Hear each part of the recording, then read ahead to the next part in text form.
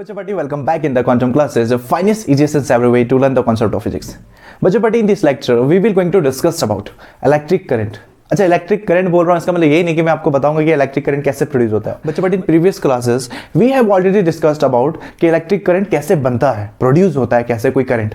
Simple सा concept है, कोई इलेक्ट्रॉन या फिर कोई चार्ज मूव हो रहा है, वो क्या करेगा, इलेक्ट्रिक करंट जनरेट करेगा. ओके, लेकिन बच्चे बट यहाँ पे आज का जो लेक्चर है वो इस क्वेश्चन पे बेस्ड है मेनली कि इलेक्ट्रिक करंट एक कैसी क्वांटिटी है.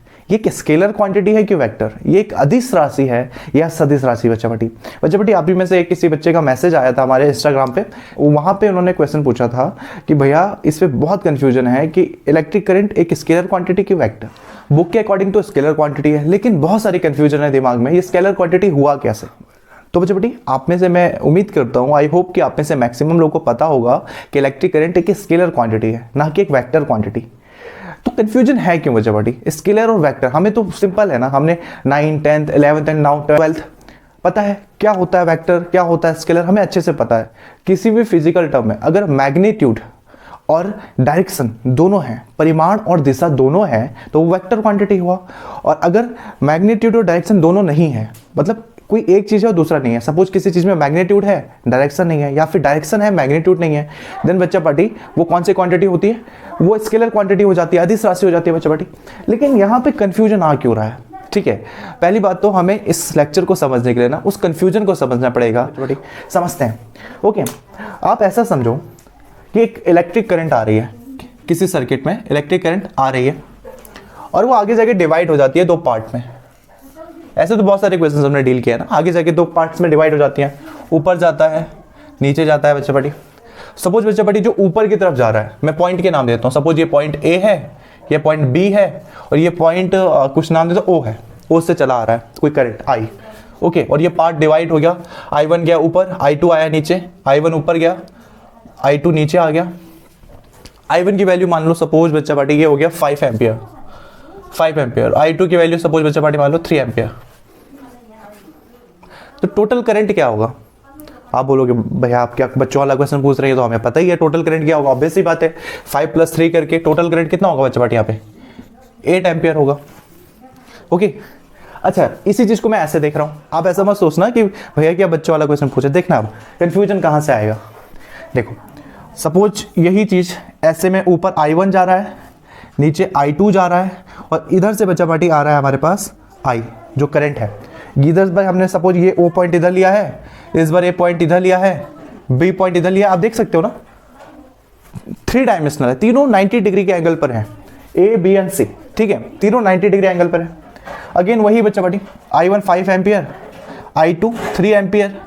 तो टोटल करंट कितना होगा. अगेन आप कहोगे क्या क्वेश्चन है ये, 5 और 3 तो ऑब्वियस सी बात है 8 एम्पियर होगा. लेकिन बच्चा पार्टी यहाँ सोचो आप कि यहाँ पे हम तो करंट की डायरेक्शन भी शो कर रहे हैं. ठीक है, यहाँ पे क्या हो रही है, करंट की डायरेक्शन भी शो कर रहे हैं. इसको हटाते हैं. ओके ओके ओके ओके, तो यहाँ पर देखो हम तो करंट की डायरेक्शन भी शो कर रहे हैं, मतलब डायरेक्शन में भी टिक, और हमारे पास मैग्नीट्यूड भी है 5 एम्पियर 3 एम्पियर 8 एम्पियर, हमारे पास मैग्नीट्यूड भी है. तो बच्चा होना तो वेक्टर क्वांटिटी चाहिए ना. सोचो अगर देखो हमें करंट की डायरेक्शन पता है, करंट ऊपर गई, करंट नीचे भी आ रही है, डायरेक्शन हमें पता है और हमारे पास मैग्नीट्यूड भी है, तो ऑब्वियस सी बात ये क्या होना चाहिए, वेक्टर क्वांटिटी है. लेकिन हम लिख क्या रहे हैं, बुक में क्या लिखा हुआ है, स्केलर क्वांटिटी. अब समझ में आया जिस भी बच्चे ने क्वेश्चन पूछा था, क्वेश्चन पूछने के पीछे उसकी लॉजिक क्या थी. और ये बच्चे बहुत प्यारा लॉजिक है, थोड़ा सा मैं भी कंफ्यूज हो गया था. समझ में आया ना क्या लॉजिक है. मैग्नीट्यूड भी डायरेक्शन भी, बट फिर भी वेक्टर नहीं है, होना तो वेक्टर चाहिए, स्केलर हो गया. देखो हो यहाँ पे ये रहा है, समझो यहाँ पे देखो डायरेक्शन, यहाँ पे डायरेक्शन देखो अलग अलग है, ए देखो और बी देखो, या फिर I1 की डायरेक्शन देखो, I2 की डायरेक्शन देखो, ये डिफरेंट है, उसके बीच एंगल अलग बन रहा है.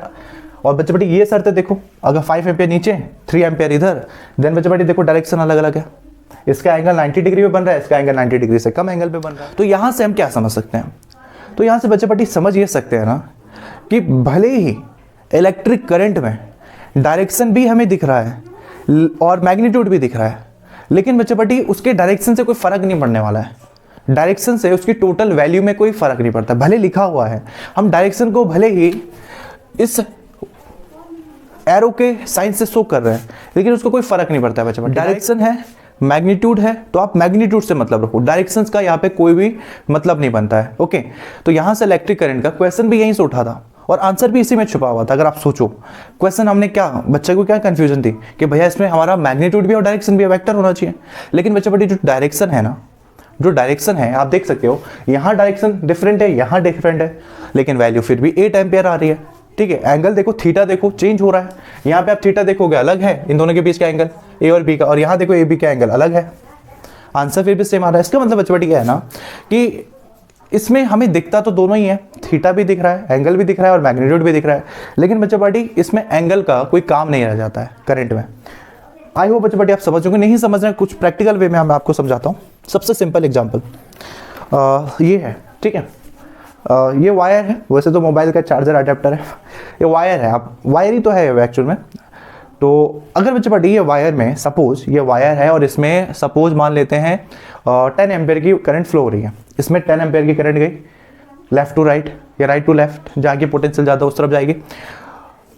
तो बच्चे पार्टी अगर इसमें 10 एम्पेयर की करंट अभी फ्लो हो रही है, जब ये लीनियर है, रेखीय है, क्या होगा बच्चे पार्टी अगर मैं इस वायर को ऐसे लटका दूँ, ऐसे वर्टिकल में आ जाए, तो अब इसमें कितने एम्पेयर की करंट फ्लो होगी? ऑब्वियस सी बात है, आप अगेन बोलोगे भैया क्या क्वेश्चन पूछ रहे हैं, हॉरिजॉन्टल था तब भी 10 एम्पेयर की करंट, वर्टिकल आया तब भी 10 एम्पेयर की करंट, सर्कुलर हो जाएगा तब भी 10 एम्पेयर की करंट। पता ही है ना, आप कैसे भी मोड़ो करंट तो उतना ही आना है। आप कभी मोबाइल चार्ज करते हो तो वायर है, ऐसा नहीं है कि आप वायर को ऐसे सर्कुलर कर दोगे तो उसमें ज़्यादा करंट जाने लगेगा, करंट तो उतना ही सप्लाई होता है ना बच्चे बेटी। आप वायर को सीधा रखो, करंट उतना ही सप्लाई होगा, वायर को ऐसे तिरछा रखो, मोड़ के रखो, कैसे भी रखो, करंट तो उतना ही सप्लाई होता है। इसका मतलब बच्चा पार्टी डायरेक्शन शो करते हैं, लेकिन डायरेक्शन का कोई मतलब नहीं रहता है इसमें, हमें इससे मतलब होता है मैग्नीट्यूड का। हेंस इसीलिए बुक में लिखा होता है कि this is a scalar quantity, अदिश राशि है। ओके, तो इससे कंफ्यूजन मत करना कि हम डायरेक्शन से शो करते हैं करंट को हम एरो दिखा के शो करें। वो एरो बस ये शो करने के लिए कि करंट कैसे कैसे डिवाइड हो रहा है। ठीक है, डायरेक्शन क्या है उससे हमें कोई मतलब नहीं है। तो आई होप बच्चा पार्टी यहां से आपकी कंफ्यूजन क्लियर हो गई होगी।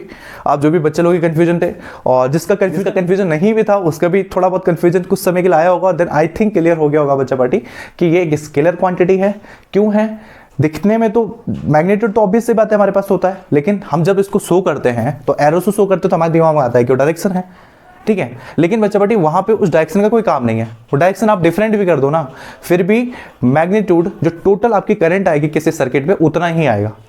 और इससे अच्छा एग्जांपल क्या हो सकता है? यहाँ पे थीटा एंगल है और यहाँ पे एंगल आपने 90 डिग्री कर दिया, करंट तो ऑब्वियस सी बात है 8 एम्पेयर इसमें भी है और 8 एम्पेयर इसमें भी है। ऐसा तो नहीं है ना कि इसमें I1 cos sin थीटा चला गया, इसमें I1 cos थीटा एंगल आ गया, नहीं ऐसा नहीं होता है। तो इसमें मतलब है कि डायरेक्शन को हम भले ही एरो से शो कर रहे हैं, लेकिन उसका कोई भी मतलब नहीं होता है इसमें। सो बस इसलिए कर रहे हैं कि करंट किस ब्रांच में जा रही है, हमें ये पता करना होता है। ओके, तो बच्चे बेटी ये मत समझना कि डायरेक्शन थीटा शो कर रहा है, दिशा दिखा रहा है, ये डायरेक्शन थीटा नहीं दिखा रहा है। ठीक है, ये डायरेक्शन बस बता रहा है कि किस ब्रांच में करंट जा रही है। ओके, तो ये कंफ्यूजन आगे से नहीं होना चाहिए। आई होप बच्चे बेटी। तो बच्चे बेटी आज के लिए इतना ही। अगर आपको फिर से कोई कंफ्यूजन हो फिजिक्स रिलेटेड फैक्ट पे, तो आप बिना किसी हेजिटेशन के मुझे इंस्टाग्राम पे डीएम, देन बच्चे बेटी I will 100% try to response your question. Okay बेटी, तो अभी के लिए इतना ही, मिलते हैं नेक्स्ट लेक्चर में।